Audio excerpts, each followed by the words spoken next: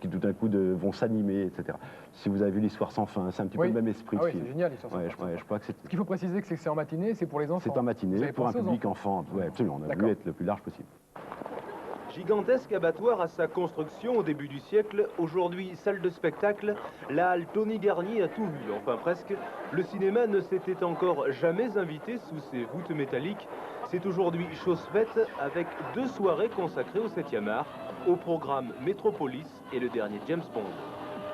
On passe de l'un à l'autre, on aime le grand spectacle, le film d'auteur, c'est bien de passer à l'un à l'autre. Il faut tout aimer, il ne faut pas mettre ça dans des casiers, James Bond d'un côté, Fritz Lang de l'autre, ce serait vraiment dommage. 2 projections démesurées, 5000 spectateurs, surface de l'écran 275 mètres carrés et une soirée à guichet fermé pour l'invité de marque, l'agent 007, le petit dernier. Le son était parfait, l'ambiance aussi, c'était très agréable. Il y a peut-être plus d'ambiance parce qu'il y a plus de monde justement. Je ne pensais pas qu'il y aurait un son comme ça dans la halle parce qu'au niveau des concerts, on a un son qui est nettement moins bien. Là, on a un effet surround, des baffes de derrière, c'est vraiment génial. Fantastique, fantastique, le son, la lumière, l'ambiance générale était formidable. Et puis, bon, c'est impressionnant, quoi. Quand tu vis ça, tu as l'impression d'être dans le film. Opération séduction réussie pour James Bond. Ouh là là là là. Un spectacle grandiose, le cinéma fête ses 100 ans. Attention, chaud devant.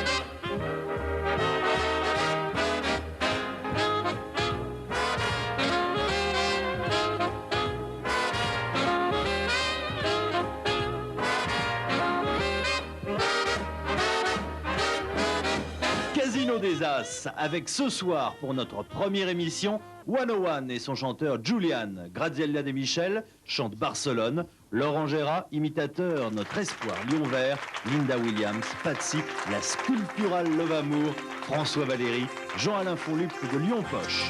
Et accueilli par Pierre Duquerroy, notre invité vedette, Diane Tell. Rien que du pain quotidien, et toi qui n'as plus très faim.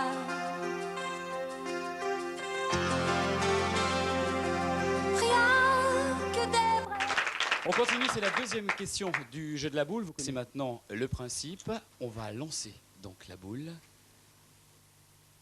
Sur quel numéro allons-nous tomber cette fois-ci pour cette deuxième question? Oh, très fort.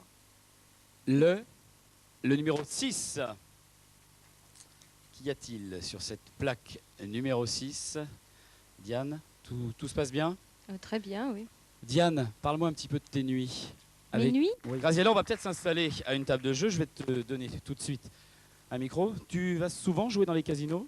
Non, Non, c'est pas ma spécialité. rarement, c'est pas ta encore. spécialité. Bon, on va essayer ensemble avec quelques jetons. Tiens, je te laisse miser. Je voudrais d'abord excuser Francisque Colomb, qui n'est pas venu ce soir, puisqu'il est resté coincé dans le placard que je lui ai fait installer à la mairie.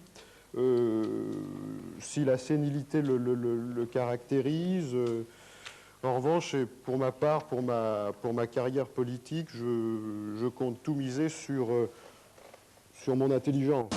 Le soir, je suis ta trace, pauvre ange au cœur de glace.